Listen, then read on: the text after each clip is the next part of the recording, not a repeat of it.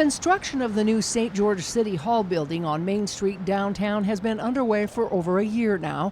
City Council members and other employees gathered behind the new site to sign their names and leave messages dedicating the top beam to its new home.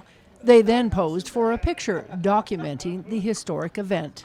Excited for this beam to be placed today. We invited all the city employees to come down and sign it. Not that anybody will ever see it, and if they do, then that would be scary. We hope this building stands for many, many generations to come. Carlos Robles was among those city officials who gathered together downtown to sign his name on the metal beam that will be placed on the top of the backside of the building. Robles has been overseeing this project for the city since its inception. We started this project last year. It was around summertime when we started. I don't remember the dates exactly. We've been planning this for at least 4 or 5 years, the design process and everything. Construction is going great. We're on schedule. There's a lot of things that happen in construction. We're ramping up. Now that we completed the first and second floor on the north side of the building. Now all the specialty trades are going to start to come in. The sheetrock, the plumbers, HVAC, electrical. They're going to start working on that now. So it's going to get very busy over here. The 10-foot metal beam was then carefully hauled over to the construction site, where it was then hitched onto a crane to be lifted into its final position. The beam we put up today is a 10 by 10 beam. The big beams are down on the bottom, lower levels. Those are 17,000 pounds. The beam we put up today was about 1,300 pounds. City officials and the media watched as the beam was lifted hundreds of feet into the air to its new location.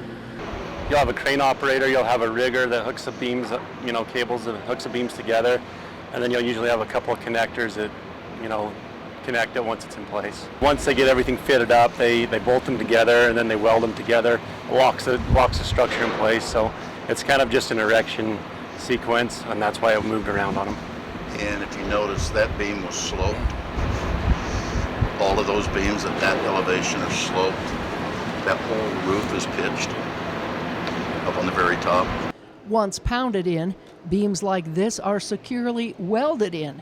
Big D contractors on the project say things will begin ramping up into high gear now that the frame is nearly complete. So when we started with the concrete crews doing the footings, there was maybe 20 employees, and then the steel crew came in. That was another 10 to 15. So right now, roughly, we have 40 to 50 workers coming. Once we have all the trades, it really depends on what they're working on, but we'll be upwards of 60 to 80 people working here at one point. This building will be about half the size of the Washington County building. Yeah, this building is roughly 70,000 square feet. Our existing City Hall building is roughly 40,000 square feet.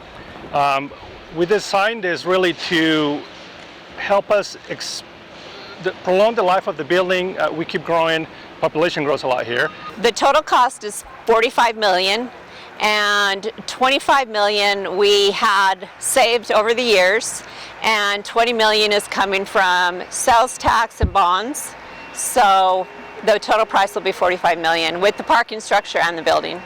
The new building will also seat double the capacity of the old one in its city chambers. Mayor Randall said the old City Hall reached its capacity years ago. When it was built in 1980, there was 13,000 people that lived in St. George, and we had 100 full-time employees. Now we're over 100,000 people. We have over 850 full-time employees plus part-time employees. So altogether you have over 1,000 employees. So it's time for a new City Hall. 45 years has done us well, and we're not going to tear down the old City Hall. The police department it'll be part of their campus. The parking structure to the rear of the lot will be free of charge to the public, with 2 walkways to gain access inside the building. Per code, I believe that we are required to have 120 stalls. This parking structure will have 290 stalls. It will be open to the public. We're not going to close it 7 days of the week, so it will always be available for everybody. So there's going to be 2 entrances, one in 100 South, and then another one right here. In fact, where this generator is, that's the entrance coming in. It's very similar in the layout to the other existing parking structure what the JMI building has. So there's going to be 4 floors.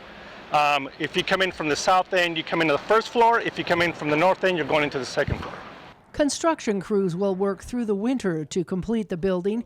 It's expected to be done in October of 2025. It's a really exciting one to be a part of.